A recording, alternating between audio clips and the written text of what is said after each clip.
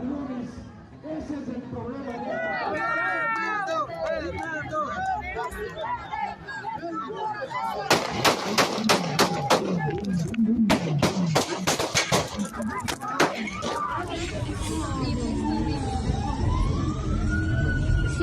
이거는 굉장히 큰 뉴스잖아요. 대통령 후보 중에 한 명이 레이스 도중에 암살되었다는 거. 그런데 많은 신문들이 추정하고 있기로는 이 사람이 선거 캠페인을 하는 도중에 마약 조직으로부터 위협에 시달리게 됐다는 거예요. 근데 그 마약 조직이 멕시코의 마약 조직이었다는 거예요.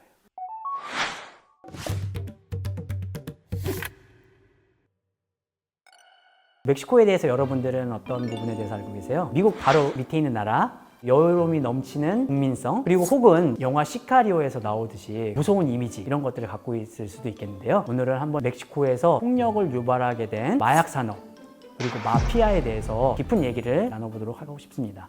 실제로 멕시코에서는 지금 마약 카르텔이 멕시코 사회의 전반적인 산업을 조종하고 했다고도 과언이 아니에요. 여기에는 어떠한 룰도 없기 때문에 아주 잔인한 방식으로 상대 마피아 조직원들을 죽인 다음에 시체에 목을 매달아가지고 걸어놓고 이것들을 전시하고 여성 노동자들을 납치해가지고 이 사람들을 인신매매 팔거나 부패한 정치인들을 매수하게 되고, 이 마약 조직들은 이제 멕시코 사회를 공포에 몰아넣고 자신들이 멕시코 사회를 조종하게 되는 거죠. 다른 한편으로 이제 멕시코 마피아가 이렇게 커다란 권력을 가지고 전 세계에 위협을 주고 있는 것이 현실이고, 에콰도르에서는 이제 대통령 후보가 암살되었다는 소식이 외신에 떴어요.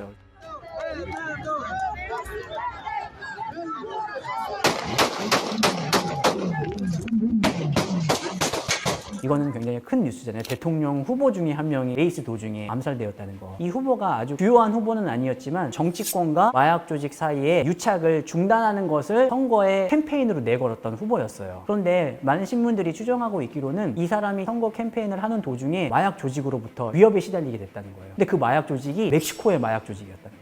왜냐면은 에콰도르에서 생산된 마약이 멕시코로 들어가게 되고 멕시코에서 다시 미국으로 넘어가는데, 그렇기 때문에 에콰도르도 마약 네트워크에서 중요한 역할을 차지하고 있는데, 여기에 대해서 이제 반대를 하니까 멕시코의 마약 조직은 이걸 참을 수가 없었던 거고, 그래서 에콰도르의 대통령 후보를 암살했다는 그런 얘기가 있는 거죠. 물론 이게 100% 진위가 확정된 것은 아니지만 그런 소문이 파다할 만큼 이제 멕시코의 마약 조직은 단순히 어떤 지역에서의 지배권이나 권력을 행사하는 것을 넘어서 국제적인 정치 영역에서도 힘을 발휘하고 있다는 얘기가 됩니다. 거잖아요. 그래서 많은 사람들은 멕시코 그리고 라틴 아메리카 상황을 고자본주의라는 말로 정리를 하고 있어요. 고필름, 고영화 이런 거를 들어보셨을 거예요. 영화 속에서 사지가 절단되고 시체가 나둥그러지고 피가 낭자하는 거죠. 어떤 무기나 폭력을 동원해가지고 상대방을 납치하고 죽이고, 그리고 죽이는 거를 통해서 이득을 취하고 결과적으로는 자본을 축적하는 거잖아요. 그래서 멕시코의 이런 상황을 고자본주의라고 부르게 되는 거죠.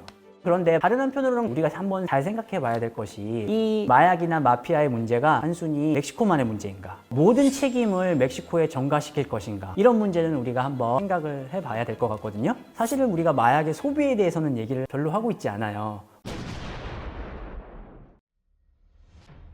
마약을 전 세계에서 압도적으로 많이 소비하는 나라, 즉 마약 소비국 1위는 미국이거든요. 하지만 미국은 마약 생산을 엄격하게 금지하고 있어요. 그래서 역사적으로도 미국은 의료용으로 수입을 했던 경우에도 자국의 영토 내에서의 마약 생산은 절대 허용하지 않았어요. 마약을 소비는 엄청 많이 하는데 마약의 생산을 금지하고 있단 말이에요. 그렇게 되면은 결과적으로는 어디인가에서는 마약을 생산하거나 공급해야 되고, 사실은 이 역할을 남쪽 국경을 맞댄 라틴 아메리카가 떠맡아온 게 사실이에요. 그러면 이제 멕시코한테 모든 책임을 전가시킬 수 있는가? 사실은 멕시코 내부에서 마약을 소비하는 것들은 아주 굉장히 일부예요. 대부분이 미국으로 넘어가게 되는 거고요. 멕시코는 미국이랑 맞닿아 있고 마약을 생산하고 유통시킬 수 있는 가장 가까운 나라이기 때문에 극단적으로 말하면 현재 마약 산업의 공급책 역할을 하고 있는 거죠. 그래서 멕시코의 경우는 마약 산업에 봉사하는 인구들이 많아지게 됐고, 결과적으로는 공식 경제에서는 이들에게 일자리를 제공할 만한 역량이 안 되기 때문에 비공식 경제 영역이 더 점점 늘어나게 되는 거예요. 공식 경제는 정부가 관할하는 경제 산업 활동에 포함되는 영역을 말합니다. 예를 들면 우리가 수입을 얻게 되면 여기서 이제 세금을 내게 되잖아요. 그런 통계에 잡히는 영역들을 이제 공식 경제라고 하고, 쉽게 생각하면 비공식 경제는 지하 경제라고 하잖아요. 공식 경제 영역에 포함되지 않는 영역을 통틀어서 비공식 경제라고 합니다. 그런데 사실 좀 놀라운 점이, 우리는 비공식 경제 하면은 그게 얼마나 되겠어 이렇게 생각할 수도 있겠는데, 소위 주변부 국가들에서 비공식 경제가 인구의 절반 이상을 넘은 지가 꽤 됐어요. 페루 같은 경우에서는 지금 비공식 경제에 종사하고 있는 인구가 70% 이상이라고 하거든요. 그만큼 공식 경제가 힘을 잃었다는 얘기가 되는 거죠. 저소득 경우에서는 일자리를 얻거나 아니면 경제 활동을 하는데 힘들기 때문에 특히 이제 지하 경제로 얘기될 수 있는 이 비공식 영역에 점점 발을 들여 놓는 경우가 많게 되는 거고요. 멕시코에서는 마약 산업이라고 할 수 있죠. 마약 산업은 우리가 단순히 어떤 한 나라의 문제점이라고만 알고 있는데, 이 마약 산업도 세계화 과정에서 나타난 하나의 부산물이고 어떤 경제가 분업화된 상황을 잘 보여주고 있는 산업의 하나라고 생각합니다. 지금 우리가 살고 있는 세계는 세계화된 상황이잖아요.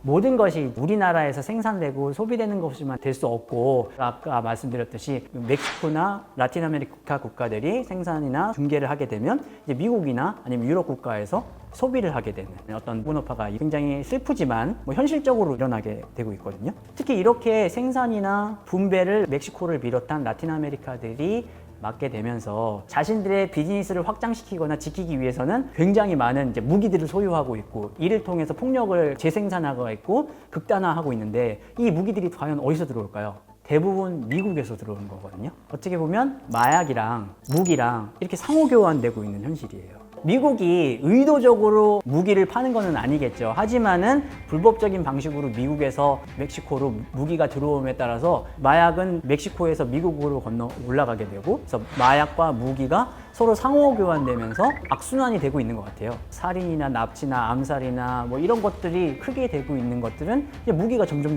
많이 들어오게 되는 거예요. 그러니까 무관하지 않거든요. 그러니까 결과적으로는 자신들의 국경 밑에서는 사실 납치나 암살, 살인 이런 것들이 일상화되면서 전쟁이 일어나고 있는 거죠. 근데 그거를 미국이 방관하고 있다고 볼 수가 있겠죠.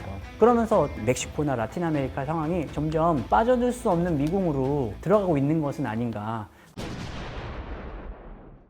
이것에 대한 어떤 반성들이나 우려나 이런 것들도 사실 상당히 많아요. 근데 이제 이걸 빨리 해결해야 된다고 해서 나오는 결과물들이 주로 어떤 것이겠어요? 더 센 공권력을 동원해가지고 이 불안하고 위험한 상황을 없애야 된다, 이런 거잖아요. 그렇죠? 그게 이제 많이 얘기되는 마약과의 전쟁인데, 이런 부분들이 일정 정도 해결책을 줄 수 있다고는 생각을 해요. 하지만 이것이 멕시코의 마피아나 마약 산업에 대해서 근본적인 해결책이 될 수 있을까? 어떻게 보면 아주 단기적으로 조금 줄일 수 있는 부분은 있겠지만, 오히려 여전히 내부에서는 어떤 부글부글 끓고 있는 이런 문제들을 해결하기에는 역부족이고, 자칫 잘못하다가는 더 큰 폭력을 유발할 수 있는 거예요.